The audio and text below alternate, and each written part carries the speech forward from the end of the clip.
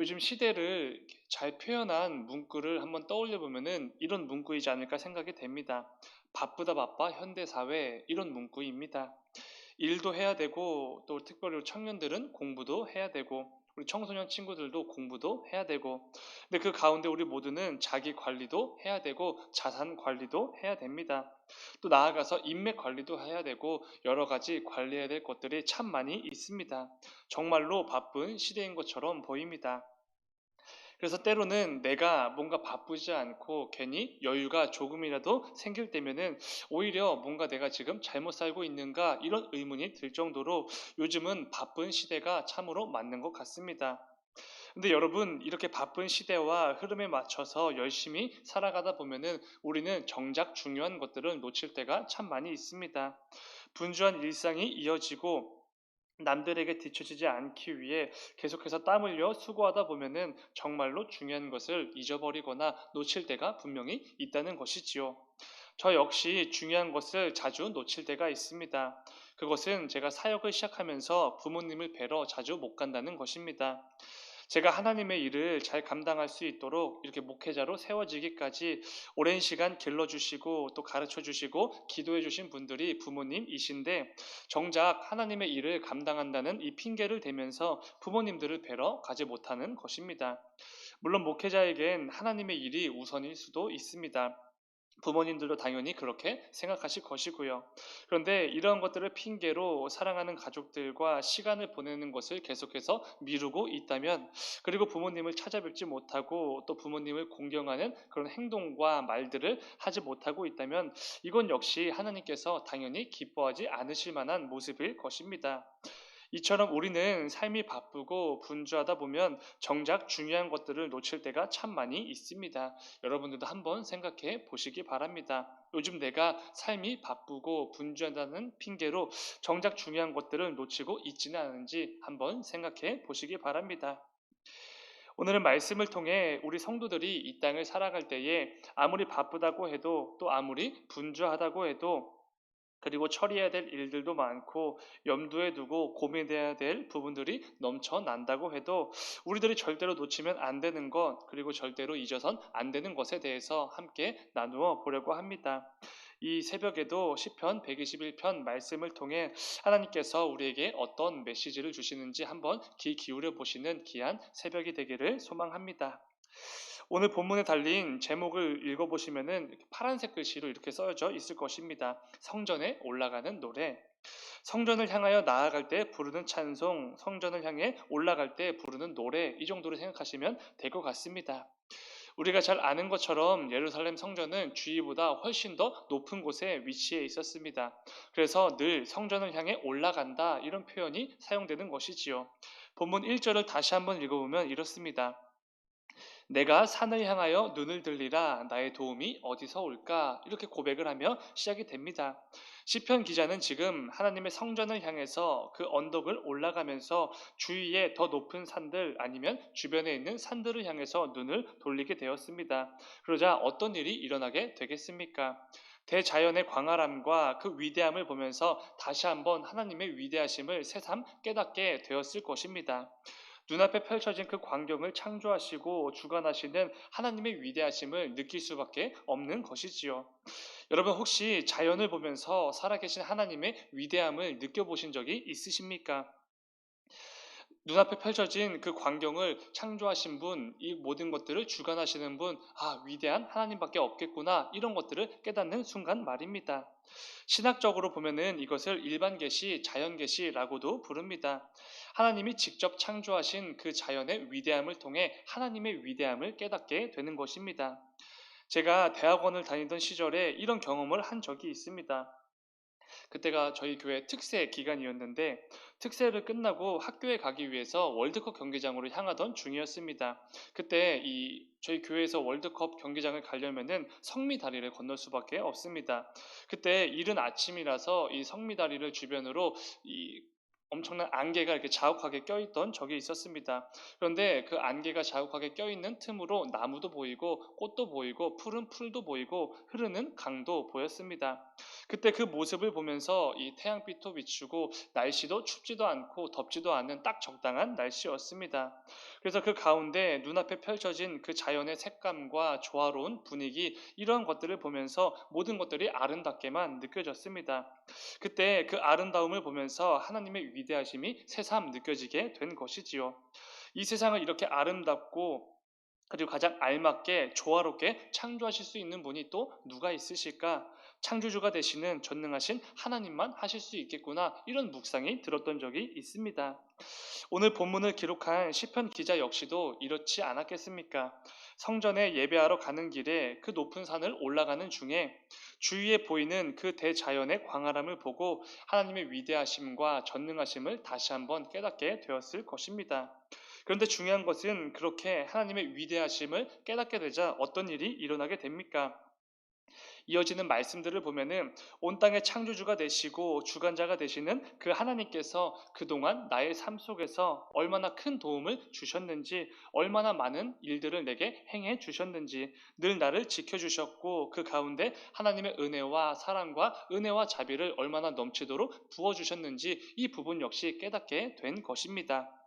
1절에서 고백한 것처럼 내가 입은 은혜, 내가 경험한 도움들, 이 모든 것들이 어디서부터 올까? 이런 생각이 들었다가 2절 말씀을 보시면은 이 위대한 천지를 창조하신 창조주 하나님께로부터 왔구나 라는 것을 깨닫게 된 것입니다.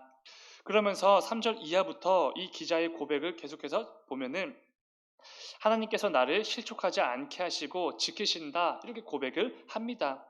중요한 것은 나를 지켜주셨던 그 하나님은 절대로 졸지도 아니하시고 주무시지도 아니하시는 분이시구나 라는 것이지요.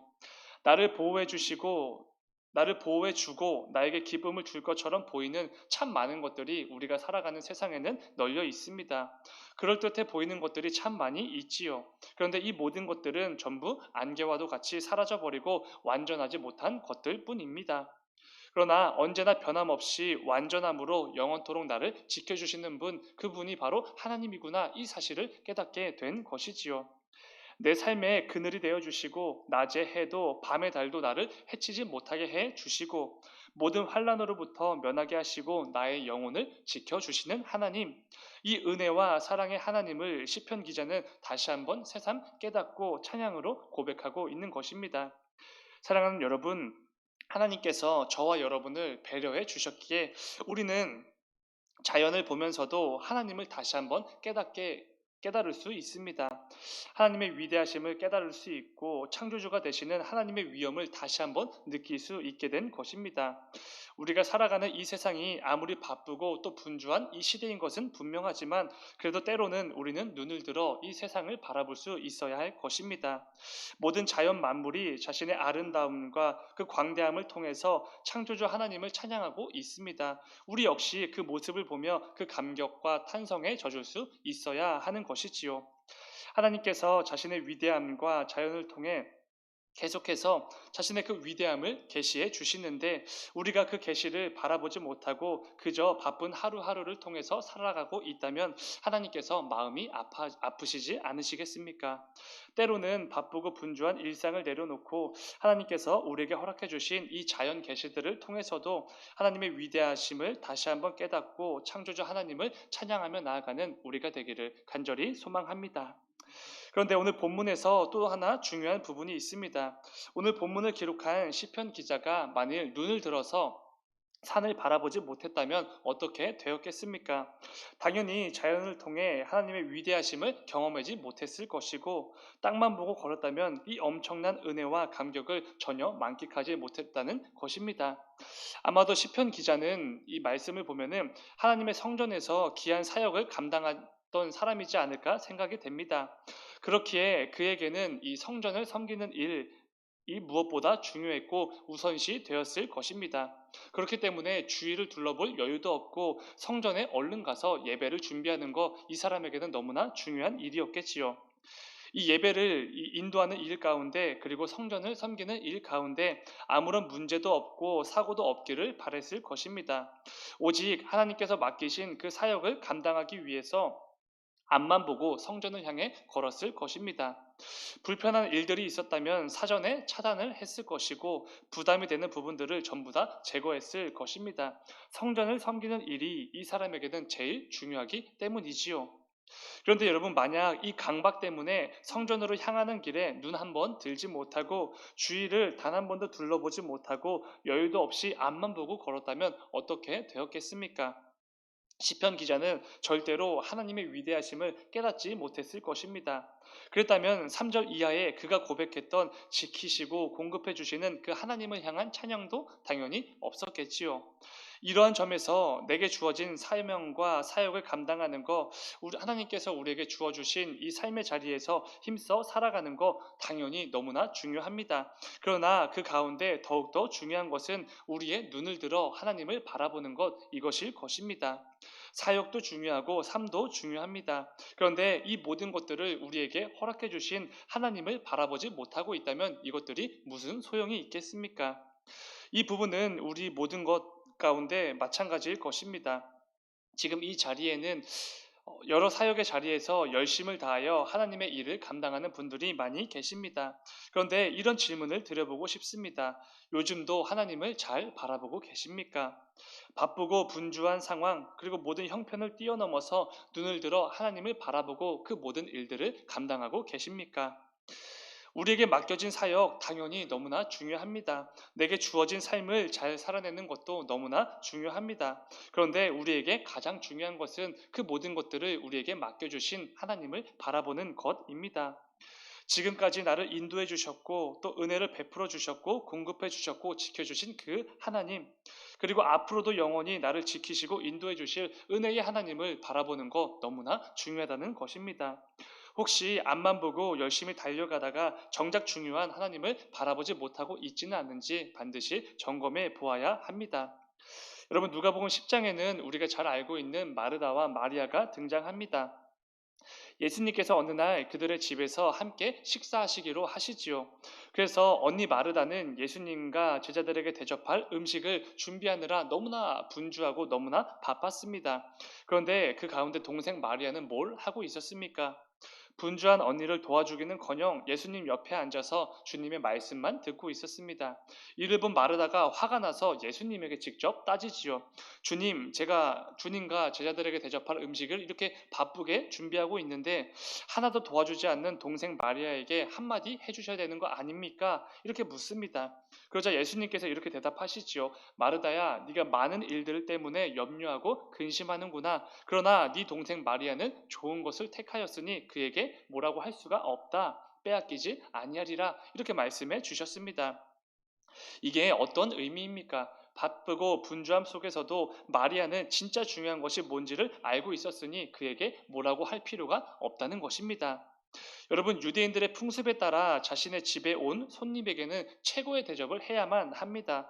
그런데 심지어 예수님이 오셨습니다. 있는 음식, 없는 음식 다 끌어다 모아서 가장 귀하고 풍성한 음식을 준비해서 내어드려야 할 상황입니다. 당연한 것이지요.